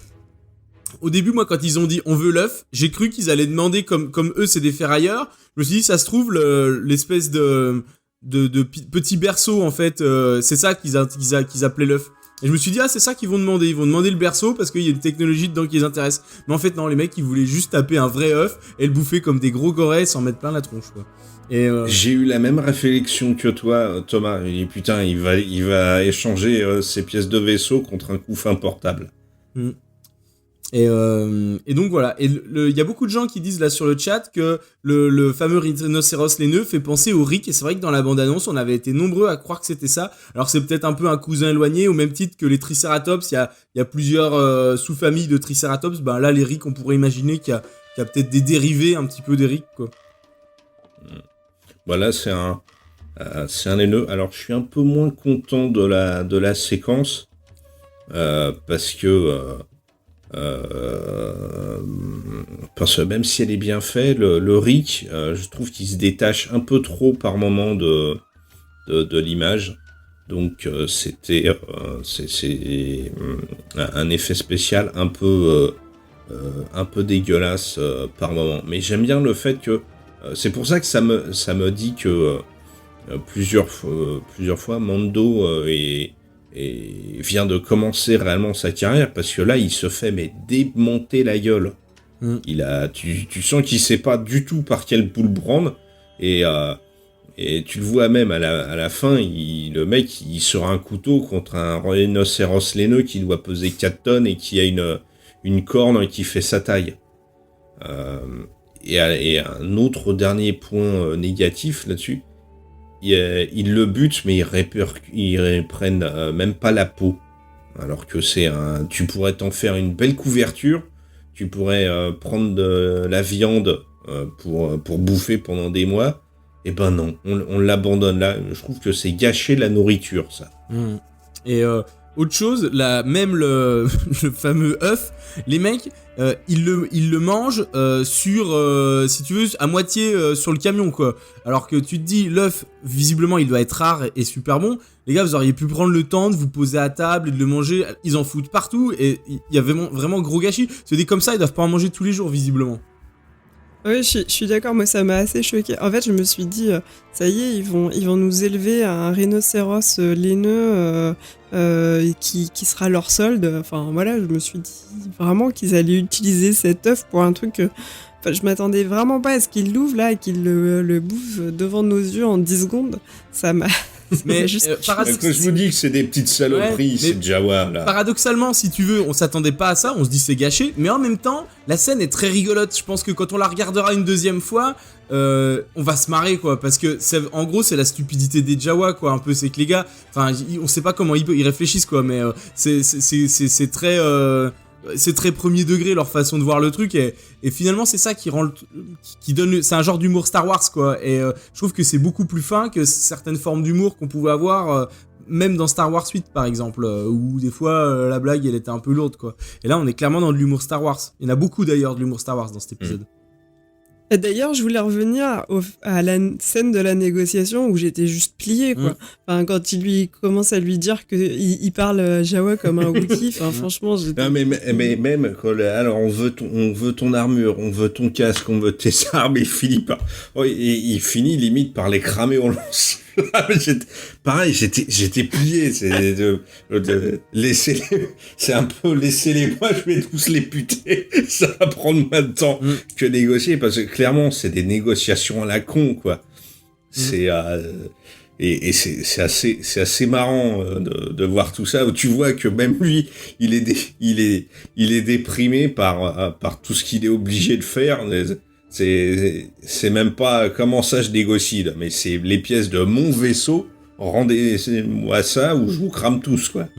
Et puis tu sais, c'est cette espèce de logique Jawa, la logique de groupe, un peu complètement con mais coordonné quand même, tu vois. Ça m'a fait penser aussi, tu sais, que quand tu fais des anniversaires avec des petits, quoi, et que ils sont tous à se délirer sur un truc, c'est complètement con, mais ils sont tous marrants et ils sont tous raccords. Bah les Jawa c'est pareil, quoi, ils sont tous raccords sur leur même niveau de conneries et ils sont à fond, et toi t'es là, tu regardes, tu dis bon, ils ont l'air de passer un bon moment, c'est que ça doit être cool, mais t'arriveras jamais à te mettre à leur niveau en fait, et c'est ça qui est assez marrant, quoi. Alors juste par contre un petit truc, c'est moi ou après que bébé Yoda ait fait son exploit, il a l'air plus vieux. C'est moi qui ai imaginé ça ou il s'est pris 100 ans dans les dents, bébé Yoda là. C'est peut-être que comme il dort, tu vois pas les yeux, il est moins cute, quoi. Non, j'ai l'impression qu'il a eu plein de poils blancs qui lui ont poussé sur le crâne. Ça j'ai pas noté. Il faudrait que je regarde la séquence, mais ouais, voilà, tu vois, Lexberg, j'ai eu l'impression, c'est l'impression que j'ai eue. Ça a drainé son énergie et ça lui a foutu un coup de vieux sur la tronche. Donc je suis pas sûr de ça, faudrait que je regarde l'épisode, mais c'est l'impression que ça m'a donné. J'ai pas noté non plus, mais à ce train-là, il va devenir un vieillard avant la fin de la saison, là. En même temps, vu comme Yoda a utilisé sa force tout le long de sa vie, il a quand même vécu plus de 800 ans, donc on est bon.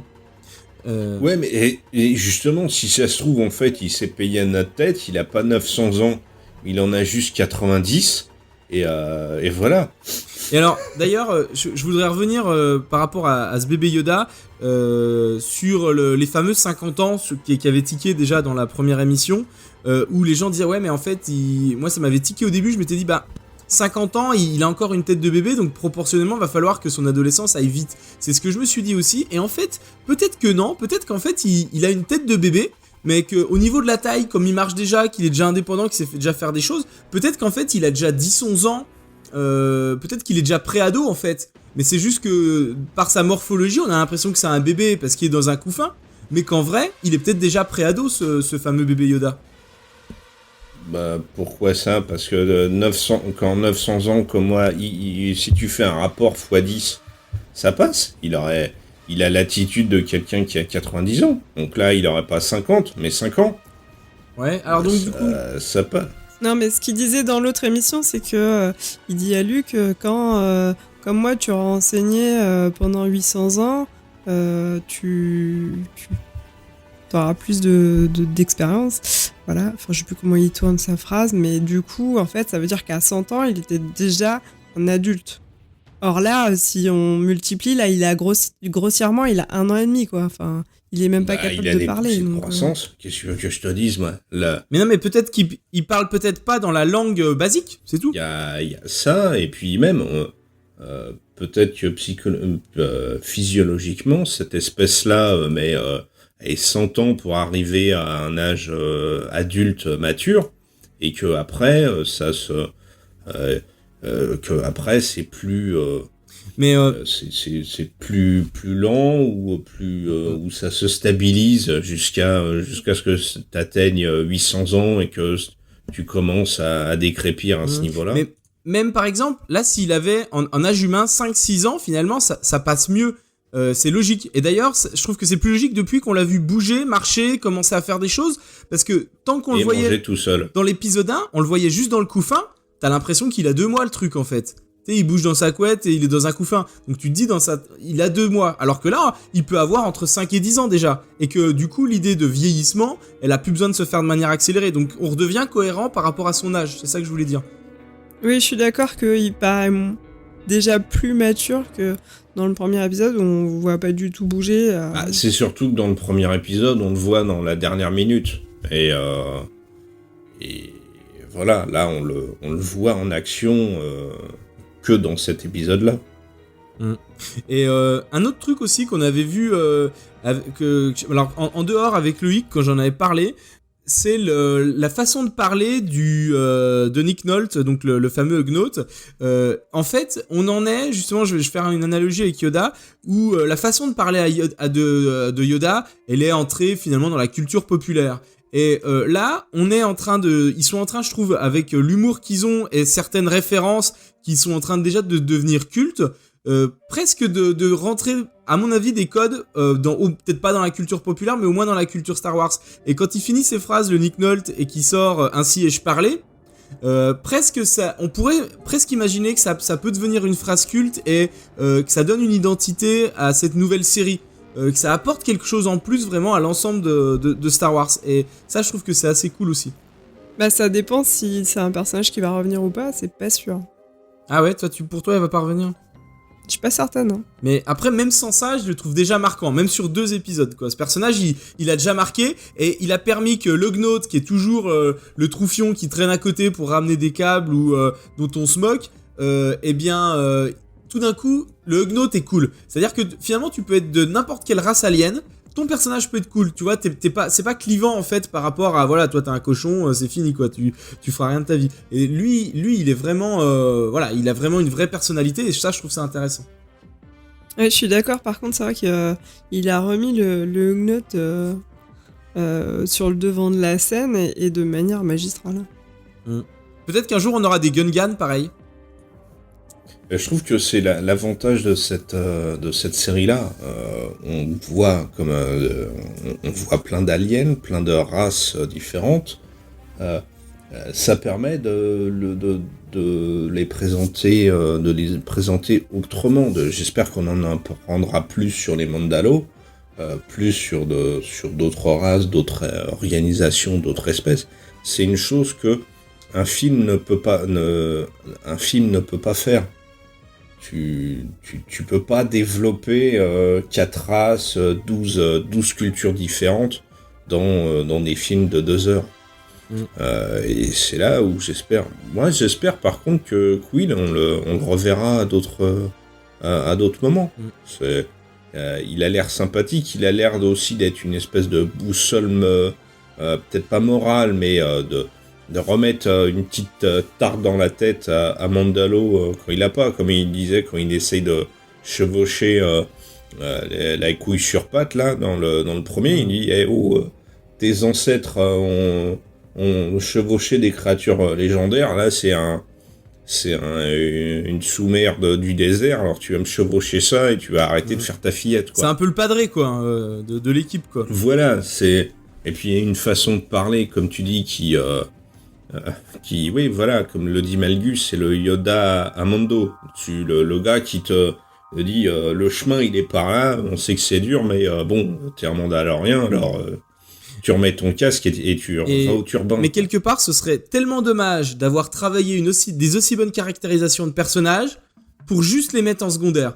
J'ai quand même dans l'idée que s'ils ont autant travaillé leur caractérisation et qu'elle est bonne, ils peuvent pas le laisser partir, ce personnage, quoi. T'as qu'à voir Dark Maul, ils l'ont pas laissé partir comme ça, quoi. Tu vois, ils l'ont réutilisé et réutilisé. Donc là, ils l'ont tellement bien réussi, le Gnot, même le IG, ils peuvent pas les lâcher comme ça, quoi. Oui, c'est vrai que quand on y repense, Jon Favreau avait dit que George Lucas lui avait conseillé de faire un héros aux 1000 visages. Et dans le héros 1000 visages, une des caractéristiques, c'est d'avoir son mentor. Donc c'est vrai que là, on avait bien une figure quand même proche du mentor, hein, puisqu'il lui donne des conseils, il lui permet de prendre de la hauteur aussi sur certains sujets. Si on n'a plus ce personnage-là, on manque une dimension du héros. Surtout si c'est un héros en construction, comme on disait tout à l'heure. Tout à fait. Bah oui, c'est pour ça. À moins que, bah, justement, cette espèce de mentor ou d'ami qu'il a, il lui arrive des trucs pas beaux et qui fassent retourner Mando à ses sombres expressions, à sa sombre destinée. Et en plus, le Mando, du coup, ça a l'air d'être un peu, comme tu disais tout à l'heure, un nouveau Mandalorien. Et l'autre, il a l'air d'avoir pas mal d'historique, en fait, sur les Mandaloriens, d'adorer ça. Donc, il y a sûrement une histoire entre les deux. Et que, tu sais, peut-être que le gars, il est un peu à la recherche de son passé, il veut se comprendre, il se cherche un peu. Et l'autre, il a presque des débuts de réponse. C'est pas pour rien qu'il lui propose après de venir, quoi. Oh non, Il sent qu'il en a besoin. oui, il y a ça, mais je pense surtout que le petit Huguenot, là, il se fait chier tout seul dans son désert, donc il a dû lire pas mal de bouquins ou d'holo vidéo. Et puis après, c'est un peu le classique de la figure du mentor. Donc c'est pas forcément l'autre qui est un expert S Mandalo ou un expert S ou qui a un immense passif. Puis Mandalo, moi, il me fait penser. On va revenir sur les Léones. Moi, il me fait penser à Blondin justement, ou à l'homme sans nom joué par Clint Eastwood dans la trilogie du dollar quasiment. C'est le mec, tu sais pas, tu connais pas son passé, t'en connais juste un peu. Il a cette attitude un peu pas désinvolte, mais faut pas t'as l'impression qu'il se moque de tout, mais faut pas non plus le faire chier. Et quand il y a des gens qui sont en détresse face à lui, il réagit en flinguant tout le monde. Je retrouve ça dans Mandalo. Non, mais je suis d'accord. Cette analogie avec le personnage de Clint Eastwood, je me suis dit la même chose aussi. C'était un peu.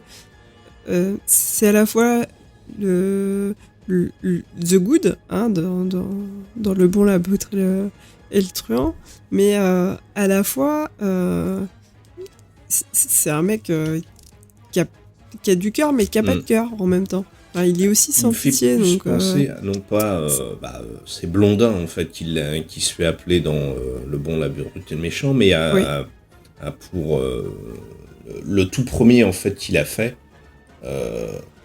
Pour une poignée de dollars. Où c'est un type rappelle-toi, c'est un type qui déboule dans une ville où t'as deux clans qui se foutent sur la gueule. Et il passe de l'un à l'autre et il fout le bordel entre les deux pour les buter tout le monde. Et il fait ça pourquoi ? Tout simplement parce que quand il est arrivé dans cette ville-là, il a assisté à la scène déchirante où le fils et le mari de la nana qui est retenue en otage hurlent de désespoir devant eux et qui sont séparés. Et Mando me fait penser justement à ça. Le type qui flingue tout le monde, ou qui se fout un peu de tout le monde, mais qui voit quand quelque chose de mal ou de pas bien se passe devant lui, intervient en foutant le bordel et en butant tous les méchants. D'ailleurs, on a pour faire un lien avec ça, on n'a pas trop parlé en plus de la BO, mais très clairement, elle est inspirée de ce thème-là, hein, on est d'accord. On va attaquer la dernière partie. Et puis on mettra la BO dedans. D'accord ? Bah vas-y, c'est toi qui nous fais la fin, Sylvain. Ouais. On a donc mission accomplie. Le Mando a récupéré toutes les pièces du Razor Crate et a tout remonté. Donc Quill et lui se font leurs adieux. Bébé Yoda est encore au dodo. Mando propose à Quill soit de le rejoindre pour faire partie de son équipage, soit une partie du butin. Mais Quill refuse, a priori, si ma mémoire est bonne, parce qu'il n'a pas envie d'être une sorte d'esclave ou autre. Je crois que c'est ça ce qu'il dit. Il veut rester en paix sur sa planète, tranquille, pépère. Voilà, c'est ça. Et donc, Mando repart avec bébé Yoda derrière lui et ils partent dans l'espace. Et fin. 29 minutes après le début de l'épisode. Et il regarde le bébé Yoda qui se réveille.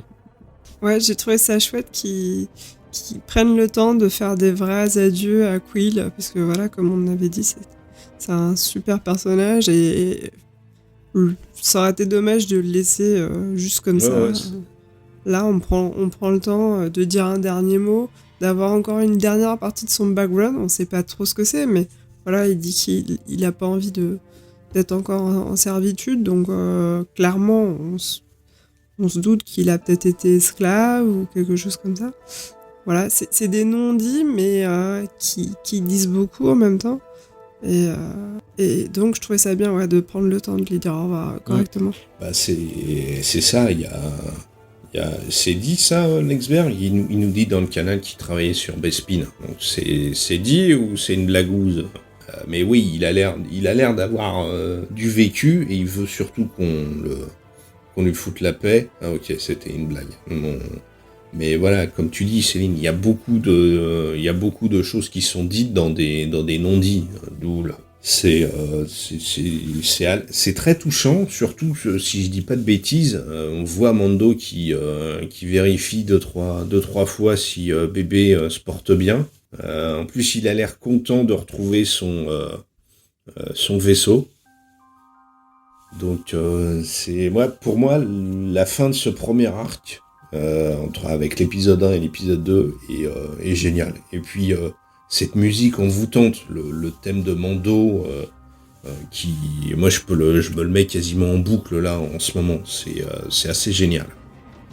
Et à la fin, du coup, ça amène quand même ils annoncent une problématique sans qu'on ait toujours vu ni la gueule du mec, ni rien de dit là-dessus, mais que, en gros, la problématique, c'est bon, je fais quoi? Je le file pour la thune ou je le garde? Parce que, en plus, il a généré quelque chose qui est assez important dans les cultures guerrières, une notion de dette, en fait. Et que, finalement, en sauvant le Mandalorien, quand il fait léviter la bestiole, en fait, il l'a juste sauvé de la mort. Et il se dit, bon, déjà, il est so cute, et en plus de ça, il lui a sauvé la vie. Et donc, du coup, aller le refiler à un mec qui, en plus, à l'Empire, il sait que c'est des crasses, déjà, et en plus, il y a ce fameux scientifique, vous savez, et ce scientifique, il a un costume de cloneur, en plus, et s'il le veut vivant, a priori, c'est qu'il va, il a le logo des clones, hein, vous savez, sur son bras, donc il va certainement pas lui faire du bien, donc il doit commencer, on peut imaginer qu'il y a déjà une réflexion, quand il le regarde, je fais quoi, là? Et il est sur un conflit presque intérieur, quoi. Oui et non, il y a ce conflit-là, mais le problème, c'est que si t'as vu les photos de tournage, et que t'as ouvert les yeux, tu sais que de un, il récupère une armure, il récupère d'autres morceaux de métal, le Bessark, je crois, pour se refaire une armure, puisqu'on la voit porter. Il a un nouveau plastron tout brillant. Et d'autres photos où ça dézingue dans la zone où il est. Moi, je pense que ce qui va se passer, il va aller donner bébé Yoda, il va toucher sa prime, il va récupérer son armure, et il va aller récupérer bébé Yoda à coup de flingue. Ouais, mais il y a clairement la question de est-ce que je le lâche ou pas, quoi. Ah oui, elle se pose, parce que si c'est un Mandalorien, si c'est un chasseur de primes, il a un code à respecter. Il a accepté la prime, il a fait, il se fait payer, point barre. Quel que soit le travail qu'on lui demande. Mais là, c'est pour ça que ça me fait marrer les gens qui disent qu'on voit pas ses émotions parce qu'il porte un casque. Là, si, tu vois, le gars est tiraillé, c'est pas un salaud, c'est pas un sans-cœur. Donc je vois ça. Il va aller livrer bébé Yoda, mais tiraillé avec sa nouvelle armure. Je suis sûr qu'il va peut-être demander aussi conseil à la forgeronne, dont on a appris que c'était la leader d'un clan mandalorien. Donc c'est toujours ça pour ceux qui se plaignent qu'il n'y ait jamais de personnages féminins importants. Hein. On a juste la chef la chef d'un clan mandalorien, donc c'est pas rien. Et voilà, ça va défourailler. Et je suis sûr que c'est ce qui va faire qu'il va avoir besoin de l'aide de Cara Dune. Est-ce que Cara Dune, c'est la fameuse mandalorienne avec le casque en or, quoi? Hein? Cara Dune, est-ce que du coup, toi t'as peut-être des éléments de... Bah non, mais Cara Dune... Pas de spoiler dans cette émission. Parce que moi je le suis pas justement, c'est pour ça que je fais des projections, à savoir qui est la mandalorienne qui a le fameux casque doré. J'en sais rien moi du coup. Mais non, Cara Dune, c'est l'ancienne championne de MMA. Oui d'accord, mais qui elle joue comme personnage, c'est ça? Est-ce qu'elle ça pourrait être celle qui est sous le casque doré, si tu le sais? Mais non. C'est pas... Attends, il y a les photos officielles, faut arrêter de déconner. C'est une ancienne... Alors, je vais essayer de pas me tromper, voilà. C'est une ancienne rebelle, c'est pas une mandalorienne. D'accord. Ok, moi je n'ai aucune idée, tu vois. Ou alors, est-ce que ça pouvait être, tu sais, l'Asiate qui joue dans Agents of S.H.I.E.L.D. aussi, je sais pas. Non plus. Non, c'est pas ça non plus. D'accord. Non, et... Mais... Ouais, j'allais rebondir pour dire, en effet, là on est à la fin du 2e épisode, et à part donc le personnage du Huguenot, ils ont introduit aucun autre personnage, si, il y a IG-11, mais qui était présent dans les bandes annonces, enfin, tous les personnages forts, autres, comme Cara Dune, comme le personnage de Ming-Na, je pense qu'on n'a pas son nom. Ils ont pas été introduits. C'est bien qu'on les amène progressivement. Parce que s'ils tombaient tous d'un coup comme une grosse équipe, bon bah en gros on n'a pas le temps de présenter les personnages, alors que là on fait les choses doucement. Un peu comme dans le MCU quand on faisait un film pour chaque personnage. Allez, là ça c'est Iron Man, après vous avez ça, bah voilà, là on y va tout doux. Bah il y a ça, mais tant mieux. Ah bah oui. Les gars ont 8 épisodes, encore eux, qui nous bâclent pas tout. Et moi, c'est un rythme que j'adore. On nous présente les choses petit à petit. Je me doute que, le grand méchant de l'histoire, il va débouler dans l'épisode 3 ou dans l'épisode 4. Si je fais un bilan de ce que je vois, moi, j'adhère totalement. C'est vrai que j'ai... contrairement aux autres séries Star Wars, séries animées, type Rebels ou Résistance, qui là me sort totalement par les yeux, et pas juste parce que c'est des dessins animés à destination des plus jeunes. Là mon dos m'accroche mais à mort. J'ai l'impression de voir un truc, pardon mesdames pour l'expression, mais où les gars ont enfin posé leurs couilles sur la table et ils ont dit allez on y va franco. Et voilà, on fait ça à notre sauce, sans se soucier de ce que de savoir si ça plaira sur les réseaux sociaux ou. Et puis il y a un côté, moi tu vois, qui me plaît bien, c'est-à-dire que même si pour l'instant il s'est pas passé de grands enjeux, certains disent ouais mais en fait il s'est rien passé, mais je trouve que c'est l'aspect immersif vraiment de Star Wars où t'es sur des tranches de vie. Donc voyons voir, quand t'as un chasseur de primes, que t'as des origines mandaloriennes et que t'as un vaisseau pourri, voilà, c'est quoi ta vie? Et là, en gros, clairement, c'est ça. Voilà, c'est ça, ta vie, c'est tes galères un petit peu du quotidien de chasseur de primes. Voilà, t'apprends que c'est complicated profession, bounty hunter. Bah voilà, c'est vrai, la petite phrase. Enfin, c'est tellement cool, quoi. Enfin, je veux dire, c'est voilà, on est vraiment dans la tranche de vie et on n'a pas besoin de sauver la galaxie à chaque fois pour kiffer des moments Star Wars, quoi. Et à mon avis, ils sont même presque plus vrais, quoi. Mais pour reprendre ce que tu disais au tout début, Tom, que finalement on était vraiment proche de la trilogie originale. Moi aussi j'ai eu cette impression, enfin quand j'ai vu le premier épisode je me suis dit mais c'est le truc le plus Star Wars que j'ai vu depuis que j'ai vu l'épisode 6. Et c'est même plus Star Wars que Star Wars. Et je vais vous dire un truc, j'avais dit à Loïc, là, je me rappelle que pour Rogue One, Seb Mino était tellement excité qu'il avait envoyé une lettre à Gareth Edwards pour lui dire « Oh mais mon Dieu, mais vous avez réalisé mon rêve et tout ». Moi pour l'instant j'attends de voir la fin de la saison, mais j'aurais presque envie qu'on lui envoie une lettre à Favreau ou Filoni et de leur dire putain les mecs, le truc de... En plus ça faisait des années que moi quand il y a des nouveaux Star Wars je disais il y a trop d'humains, c'est bon, mais vous faites quoi, vous êtes dans Star Wars, ils sont où les aliens?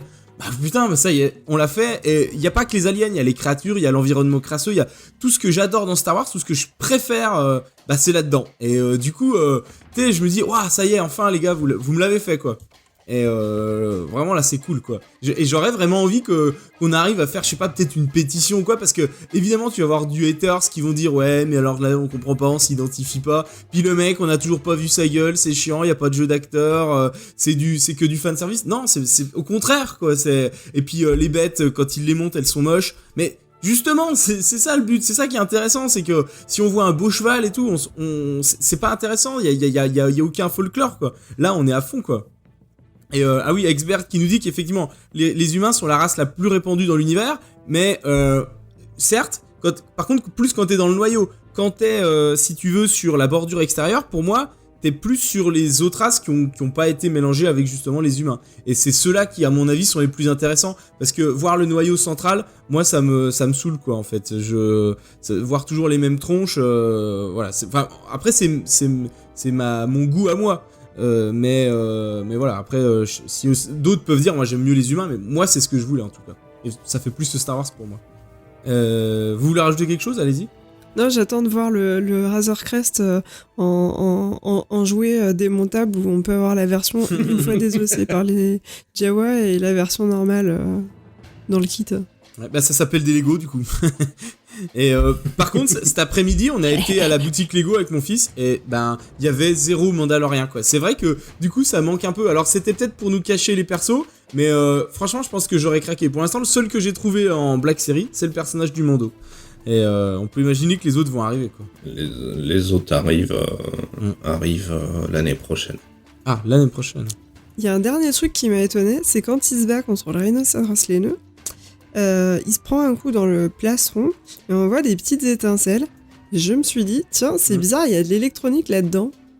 Vous n'avez pas fait la réflexion ? Oui. Sans avoir la réponse. Oui et non, parce que dans la séquence où justement il se soigne, il démonte son plastron et tu vois qu'il répare des trucs. C'est pas juste des bouts de métaux posés sur du tissu. Et même on le voyait, je crois quand il prend quand la forgeronne lui met son épaulette en Beskar, tu vois que sous la combinaison il y a des espèces de fiches électriques, il y a tout. Et c'est un truc que j'aime bien, parce qu'on n'avait jamais, même pour les armures de clones ou de Stormtrooper, ça fait toujours un bout de plastoc par-dessus une combinaison de plongée. Et là je trouve que c'est bien, ça montre, même si ça a l'air d'être vieux, moche et rapiécé, c'est des trucs comme le dit Malgus, c'est sacré, secret et sophistiqué. C'est un matériau ultra méga résistant. Puis il y a pas que c'est pas que des bouts de métaux qui sont fixés avec du scotch sur un pyjama. Et c'est un truc que j'ai vraiment bien apprécié. Mais j'espère qu'on va pouvoir voir des fonctionnalités annexes à cette armure. Je voudrais déjà bien voir en fait sa vision. Donc avec depuis l'intérieur du casque, mais avec le HUD, tous les détecteurs et tout le bazar quoi. Et moi j'aimerais bien voir le lance-flamme, mais un peu plus que ça. Genre vraiment en action, pas genre juste je tire à côté quoi. Vraiment là j'y vais franchement. Ça pourrait être classe quoi. C'était le mot de la fin donc. Ouais. On fait une petite projection sur ce qui pourrait arriver après ou pas ? Si vous avez envie de faire des propositions. Le reste des images de la bande-annonce. Non, franchement, à part le fait que on a vu qu'il y avait manifestement d'autres personnes qui étaient sur le coup de bébé Yoda, et manifestement des gens qui se cherchent plutôt à le tuer, alors que ceux qui l'ont engagé cherchent plutôt à le garder en vie, voire à le tuer. Sinon, on n'a pas beaucoup d'indices sur la suite. L'idée que t'avais, Sylvain, sur le scénario que tu nous as fait, genre il l'amène puis il le récupère derrière une fois qu'il a chopé la prime, pour l'instant je le vois assez gros comme une maison, effectivement. Ouais. De ce que j'ai vu, de ce que j'ai vu des promos, des images et de ce qu'il y a dans la bande-annonce, vu qu'il change d'armure, et si je dis pas de bêtises, on voit dans la séquence où il sort, il flingue justement le trooper en mettant une dans la tête. Là, tu vois que le plastron et les épaulettes, elles seraient en Beskar. Donc là, le seul moyen pour le moment qu'il ait de récupérer, c'est d'aller livrer bébé Yoda. N'empêche, tu livres, tu récupères le métal, tu te fais ta nouvelle armure et tu vas le rechercher. Et peut-être même que justement, il flingue tout le monde, il bute, mais bébé Yoda et l'autre scientifique sont déjà barrés. Et donc il va passer toute la saison 1 à aller récupérer bébé Yoda, peut-être dans un labo impérial. Puisque dans la bande-annonce, je crois, on voit des combats qui se passent dans une base a priori impériale. Je l'ai pas vu la bande-annonce. C'est la bande-annonce de l'épisode 3. Non, la bande-annonce de la série. Ah d'accord, ok. Et ils font pas de bande-annonce sur les épisodes en particulier. Mais tu vois une image, tu vois une séquence où il y a un type avec un canon sur l'épaule à la Predator, et moi ça me fait penser sur un éclairage rouge, et moi ça me fait penser à des couloirs impériaux. Donc, De toute façon, il y aura un lien avec les impériaux, ça c'est certain. Bah oui, vu que le grand méchant c'est un impérial. Donc, écoutez, je crois qu'on a fait à peu près le tour là sur nos éventuelles projections. Céline, tu veux rajouter quelque chose ? Non. Vous voulez mettre une note pour l'instant sur cet épisode 2 ? Non, aucun intérêt. On faisait ça avant. Allez, 15. Bah écoutez, moi ça va me faire plaisir, je vais lui mettre 18. Donc, conclusion, ceci conclut donc cette édition Star Wars Direct Série. Comme toujours, si vous avez des suggestions, commentaires ou réactions sur les sujets dont nous venons de discuter, contactez-nous à l'adresse studio@starwarsdirect.com ou laissez votre message sur nos réseaux sociaux, Facebook, Twitter, Instagram et notre chaîne YouTube. Et surtout, n'hésitez pas à partager nos épisodes sur vos réseaux sociaux. Les prochaines émissions, il y en a une qui est déjà enregistrée, c'est celle sur Clone Wars. On finit les derniers épisodes avec l'arc Mortis. Et là, c'est notre spécialiste, grand fan de Mortis, c'est Loïc qui anime l'émission, avec Faye et David. Ensuite, on a le Star Wars Gamer 14 sur Jedi Fallen Order en live sur Discord. J'imagine, Sylvain, c'est toi qui va... non, c'est ça ? c'est deux de nos collègues qui vont faire ça. D'accord. Et ensuite, pour joindre notre communauté de fans et d'auditeurs, ainsi que pour participer à nos enregistrements live, rejoignez-nous sur serveur Discord, et puis montrez vos couleurs Star Wars en direct avec la boutique et ses produits dérivés. Et la boutique, c'est starwars.direct / boutique. Les plateformes disponibles, Earth Radio, Deezer, Spotify, Stitcher, Google Play, Apple Podcast. Et on remercie encore une dernière fois nos partenaires Mint Inbox, Star Wars Solonet, Siteclan.net, Planète Star Wars, Star Wars Univers, Star Wars Geek, Québec, Génération Star Wars et Science-Fiction, ainsi que Jeff et Kim, le Space Trace Show. De la part de Céline, de Sylvain et de moi-même, merci d'avoir été à l'écoute de Star Wars en direct, la voix du fandom Star Wars, et que la force soit avec vous. Routine.